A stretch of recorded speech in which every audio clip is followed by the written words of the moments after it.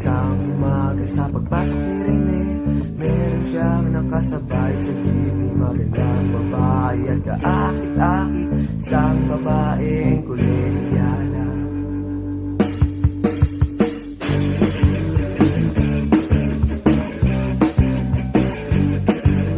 Lipat pa ang maraming araw, silang dalawa ay nagkasabay ulit. Itong si Rene nagpakilala sa babaeng kolehiyala. Binata na si Rene kulot, binata na si Rene kulot, binata na si Rene kulot, si Rene kulot, binata na.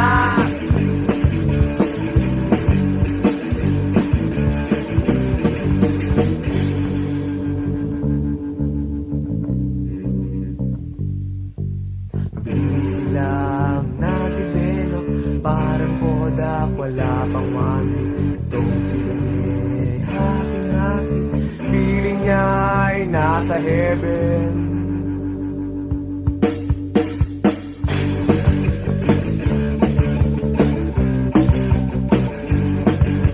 Isang araw sila'y nag-date, nagpunta sa Mega SM.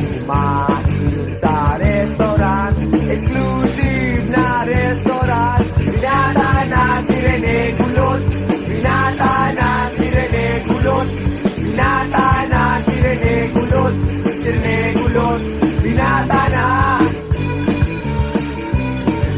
Hoy, binata na yan. Ano kasama na rin yun? Wow! Nice rin. Pero kung nagkarin wala pa rin. Nice rin. Sinabaw na. Sinabaw. Tulad natin yung ulit, tumatakbo. Pero ulit pa rin. Binata na si Rene kulot, binata na si Rene kulot, binata na si Rene kulot, binata na si Rene kulot.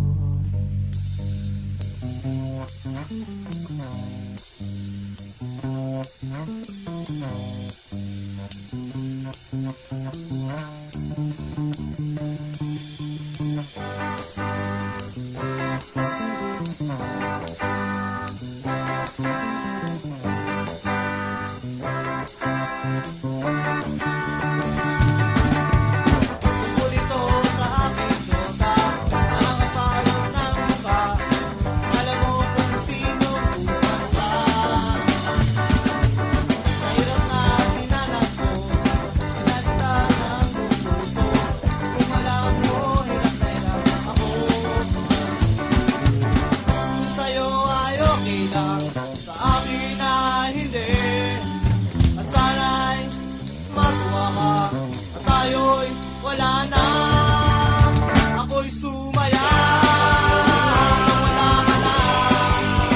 Nang wala ka na, ako'y sumaya. Ako'y sumaya. Nang wala ka na,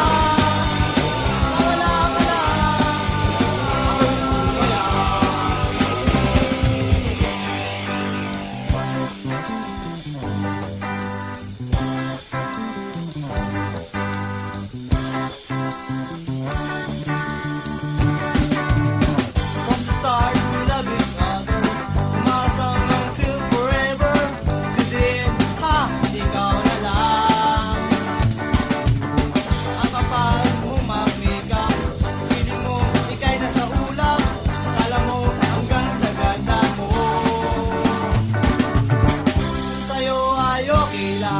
Sa akin ay hindi, at sana'y matuwa ka. Tayo'y wala na, ako'y sumaya. Wala ka na, wala ka na, ako'y sumaya. Ako'y sumaya. Wala ka na, wala ka na, ako'y sumaya.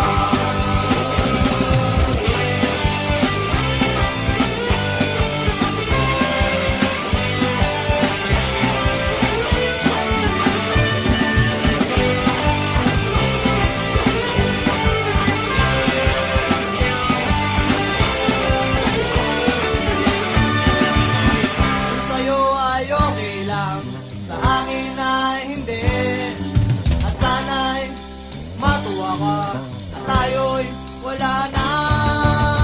Ako'y sumaya, nawala ka na, nawala ka na. Ako'y sumaya, nawala ka na, nawala ka na. Ako'y sumaya, ako'y sumaya, ako'y sumaya, ako'y sumaya, ako'y sumaya, ako'y sumaya, ako'y sumaya, ako'y sumaya.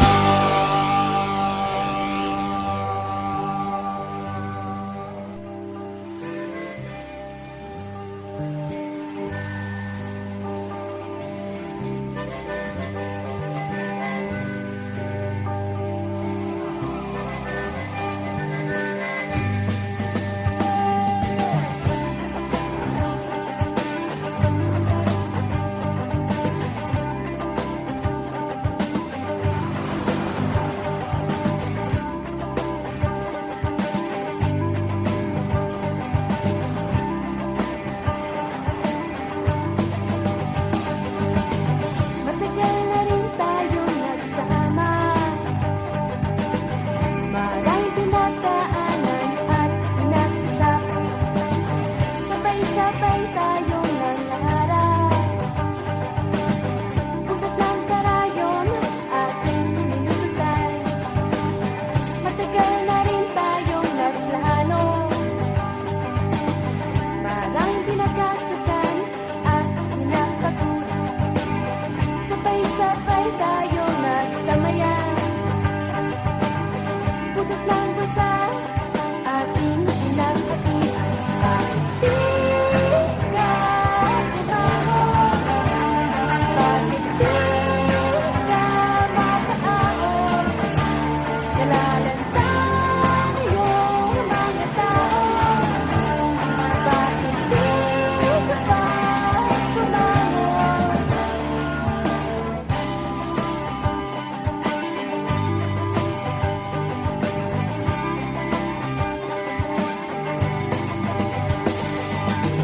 Matagal na rin kaming hirap sa iyong pag-hasta at pagsisikap. Di ka na sumasabay mangarap, butas ng busa, solo mong hinaharap. Matagal na rin pinag-isipan, buhay mo tila di mo makayanan. Sabay-sabay namin nararamdaman, butas ng ulo mo di mo matapunan. Bakit di ka bumangon? Bakit di ka makaahon? Nalalanta na yung mga tao. Bakit di ka pa bumangon?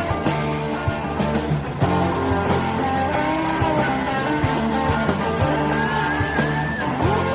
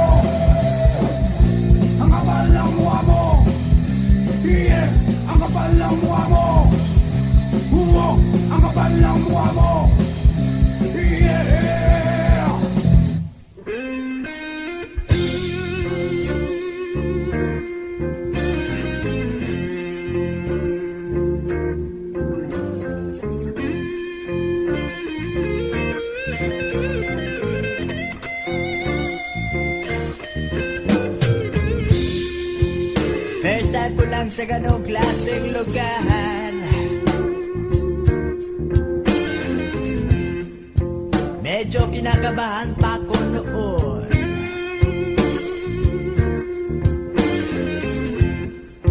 Parang maihi ako sa dalawal. Nagdadalawang isip ako pumuro.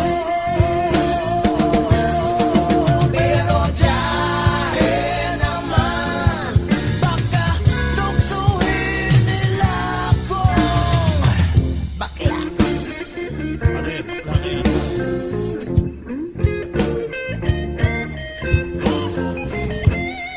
Hawak ko na ang numero ko.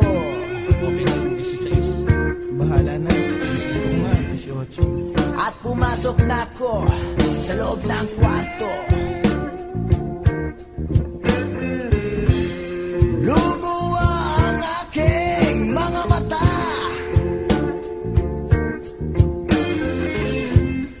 Dahil sa aking nakita, may babaeng nakaputi naghihintay sa aking nakangiti.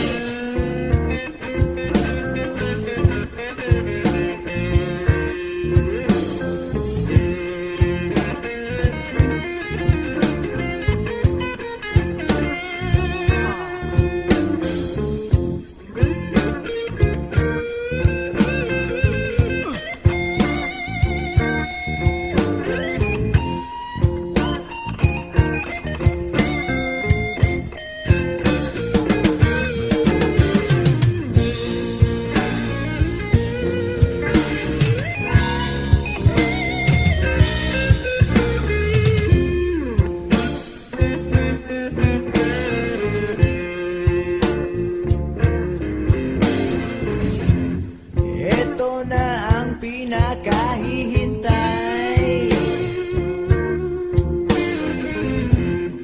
Sabi niya, maghubo na raw ako at huwag magingay. Sanay daw naman siya sa ganun. Kaya wag daw akong mahiya, kaming dalawa lang nandun.